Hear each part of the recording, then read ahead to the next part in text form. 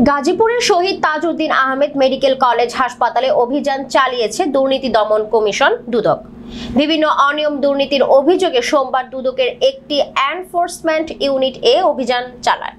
আমাদের সহকর্মী এম.এ. আজিজ জানান, সকাল 10:30টায় দুদকের একটি দল এই অভিযান শুরু করেন, যা শেষ হয় দুপুর 2:30টায়।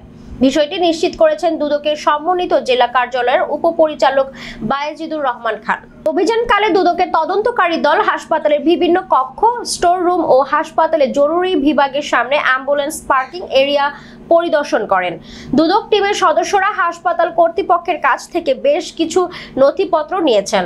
অভিযোগের সাথে এসব নথিপত্র ও তথ্য যাচাই বাছাই করা হবে। পরে জেলা সমন্বিত কার্যালয় থেকে দুদক প্রধান কার্যালয়ের একটি বিস্তারিত প্রতিবেদন পাঠানো হবে। পর্যবেক্ষণ শেষে কমিশন প্রয়োজনীয় ব্যবস্থা নেবে বলে জানান তিনি।